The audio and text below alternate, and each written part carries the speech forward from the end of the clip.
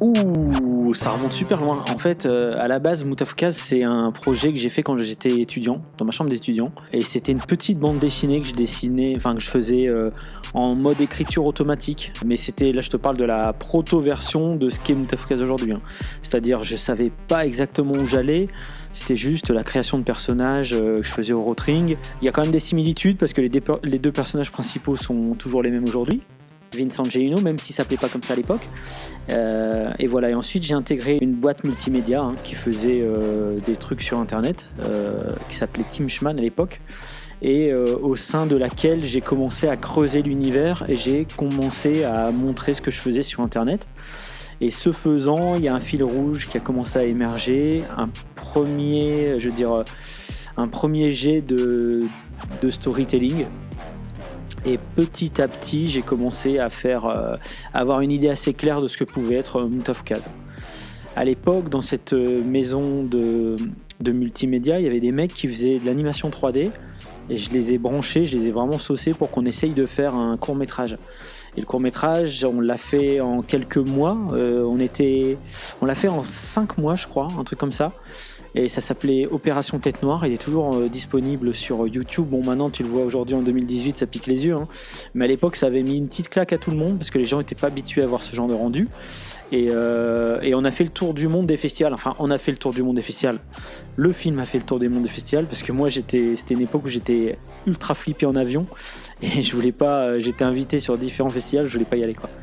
Donc voilà, ça a commencé comme ça. Ensuite, cette maison multimédia, je commençais un petit peu à faner dedans parce que clairement le projet Mout of Kaz ne les intéressait pas des masses. Ils étaient plus dans une recherche de financement rapide. Donc ils faisaient, en gros, on était un studio de création qui tournait progressivement un studio de prod. On faisait des prods pour des pubs. Donc j'ai quitté cette boîte pour me lancer dans l'aventure de la bande dessinée. Le seul médium finalement où je peux m'exprimer tout seul sans qu'il y ait un budget phénoménal et sans qu'il y ait une équipe à gérer derrière, quoi. C'était en 2006 que j'ai créé où j'ai publié le premier tome de Mout of Kaz. C'était en 2006.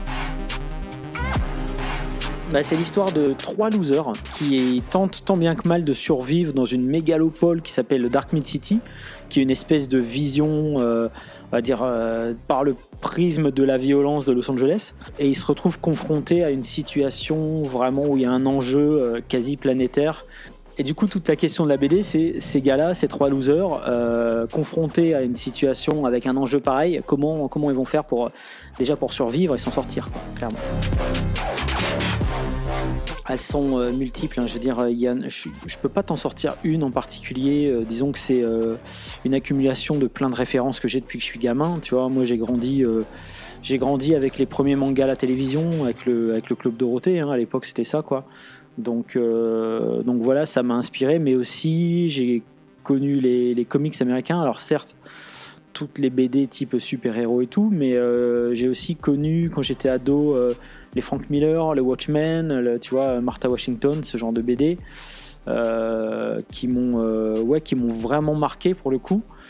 Et quand j'ai créé mon propre univers, j'étais déjà dans une culture à mi-chemin entre le comics, le manga et même le franco-belge. Parce qu'en France, on a quand même ce grand avantage, c'est-à-dire que aux États-Unis, ils sont très axés sur leur production nationale, au Japon aussi. Et nous, en franco-belge, on est très ouvert, c'est-à-dire qu'on a la bande dessinée, on a une bande dessinée qui est propre à l'Europe, qui est la bande dessinée franco-belge, mais aussi on est super ouvert au marché américain et on est super ouvert au marché manga. Donc les projets hybrides, de toute façon, t'as qu'à voir aujourd'hui, les projets les plus hybrides, ça vient de France.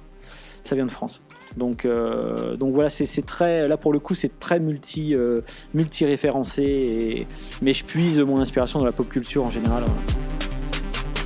Le label 119, c'est un label que je dirige depuis maintenant plus de 10 ans. À la base, c'est ni plus ni moins qu'une collection chez Ankama Édition. Et c'est la collection qui va être orientée un peu plus urbain, un peu plus street, un peu plus jeune adulte, on va dire. Et moi, je sais que j'ai eu énormément de mal à trouver un éditeur pour Mout of Kaz.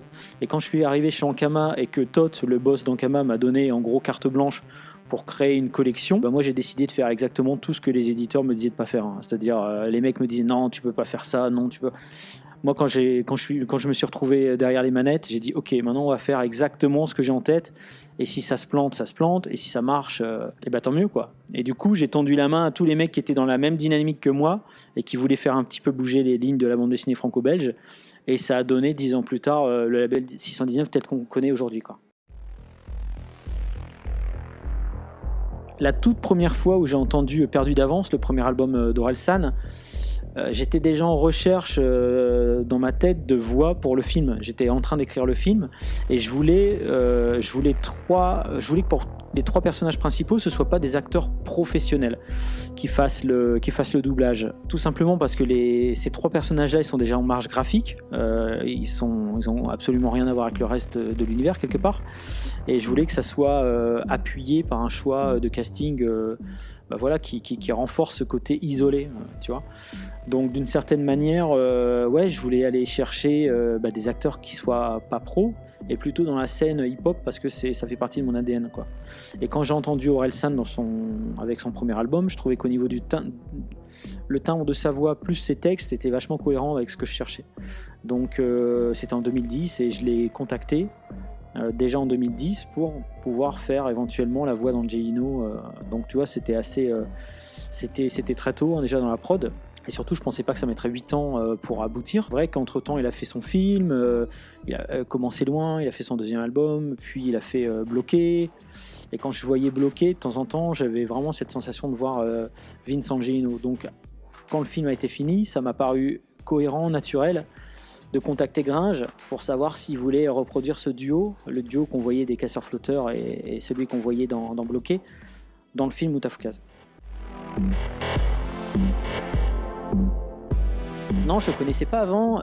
C'est un mec. Je suivais sa musique par contre, et voilà, il a une approche très cinématographique dans son son. Et en plus, c'est con, mais dans un de ses clips, il avait utilisé des images de Invasion Los Angeles, qui est pour moi une grosse référence pour Moutafkaz. Donc je savais qu'on évoluait dans le même univers, quoi. Tu vois, en tout cas, qu'on avait les mêmes références. Et voilà, et ça s'est fait naturellement. Moi, je cherchais un mec qui serait susceptible d'avoir une approche électro, tu vois.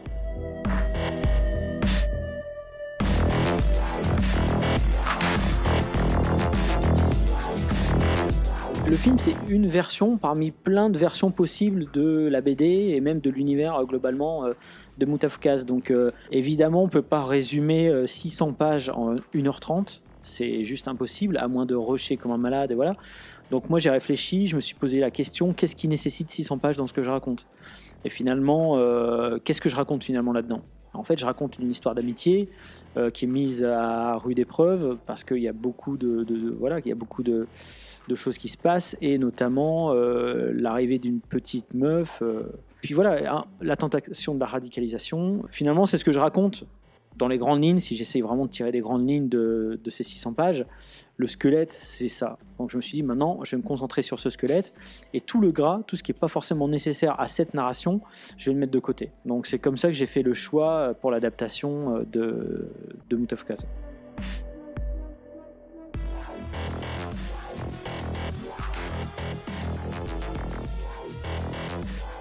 Toth, le boss d'Ankama, a monté un studio d'animation au Japon, Ankama Japan, et ce faisant, il a rencontré tous les acteurs de la scène animation nippone, dont Madame Tanaka, qui est la boss du studio 4C.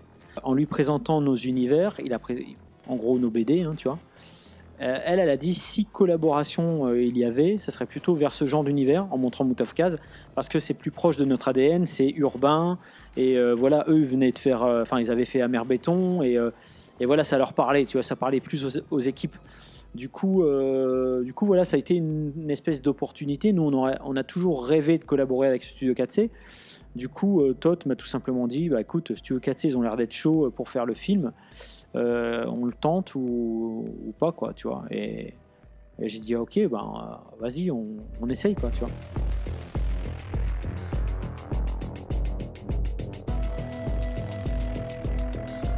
Ouais, j'ai déjà pensé moi, quand je fais ma bande dessinée, je vois un film déjà dans ma tête. Donc, de toute façon, maintenant, je pensais pas à l'animation. Je pensais pas à l'adaptation pendant que je faisais la BD, quoi. C'est-à-dire que j'étais concentré sur le fait de faire une BD. Maintenant, comme j'avais déjà la première expérience de Moutafkaz, je veux dire, sérieuse, ça avait été un court-métrage. Forcément, d'une certaine manière, finalement, la boucle se boucle, quoi, tu vois ce que je veux dire. Mais c'est vrai que pendant que je faisais la BD, non, je pensais pas forcément à l'animation. Moi, globalement, c'est chaque chose en son temps. J'essaye de pas tout faire en même temps, et j'étais déjà le fait de lancer le label 619 et de m'en occuper, ça me prenait énormément de temps. En plus, mon travail d'auteur sur Doggy Bags et sur Moutafkaz, ça me prenait aussi beaucoup de temps. Donc, l'idée, c'était vraiment pas de me rajouter du taf sur un film, quoi. Comment ça s'est présenté comme ça, et clairement, c'est une offre qu'on peut pas refuser, quoi. Tu vois ce que je veux dire? Dans une vie, tu as la possibilité de faire ce truc-là avec un des meilleurs studios du monde d'animation. J'ai dit ok, on y va, quoi. Donc, c'est comme ça que ça a commencé, quoi.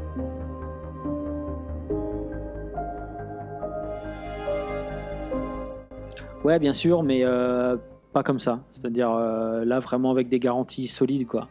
Parce que là, on est parti avec la fleur au fusil, enfin, on est parti la fleur au fusil, hein, sur Moutafkaz, et sans avoir vraiment conscience des difficultés que ça pouvait engendrer, le fait de faire une production. Enfin, ça a été auto-financé. Enfin, ça a été financé sur fonds propres par Ankama, hein, donc c'était le seul. Il y a une entité qui mettait l'argent, c'était Ankama. Donc ça a les avantages parce que tu as une forme de liberté totale, mais l'inconvénient, c'est que c'est lourd, c'est très lourd, c'est une production très lourde. Donc moi, j'aimerais éventuellement lancer tu vois, des projets d'adaptation audiovisuelle sur des univers du label 119, mais déjà pas avec moi en tant que... Enfin, quoique sur Doggy Bags peut-être, mais si tu veux, ça serait plus dans l'optique de lâcher la main à quelqu'un d'autre, et avec des garanties solides, tu vois, financières, et dans le circuit traditionnel du cinéma, c'est-à-dire en faisant les choses dans l'ordre, et avec les chaînes derrière, un distributeur, enfin tout verrouillé avant de commencer, quoi.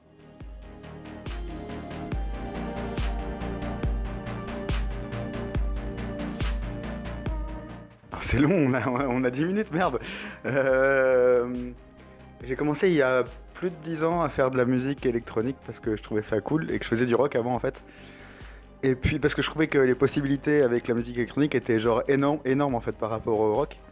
Et puis je continue encore aujourd'hui. J'ai fait 3 albums, plein de maxi, une musique de film Moutafkaz, une musique de jeux vidéo Fury, et voilà.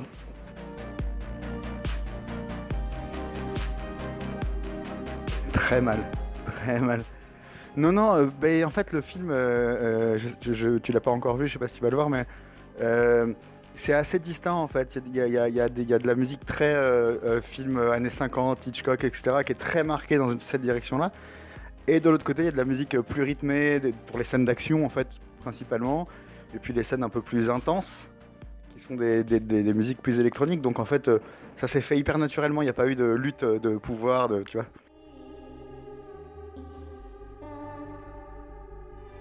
Je me suis basé sur les envies de Ron, le réalisateur, qui avait des idées précises. Tu sais, le film, ça fait presque 10 ans qu'il essaye de le monter, donc dans sa tête, il y avait des choses très précises.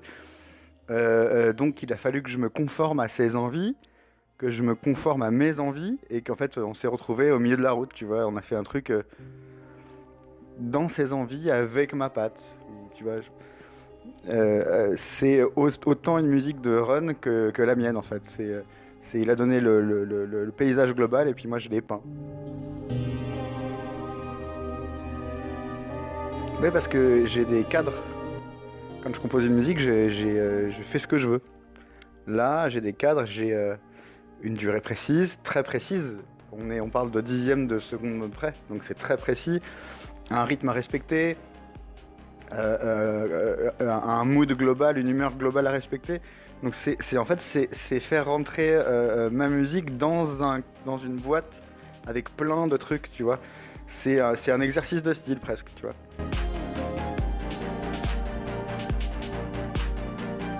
Ouais, complètement. Il y a des morceaux qui se prêtent bien à ça. Je fais des petits clins d'œil moi dans mes lives déjà à la BO. Mais complètement. Je pense qu'il y a des morceaux, notamment un qui est la musique de fin du film, que j'espère intégrer à mes lives, là bientôt, quoi.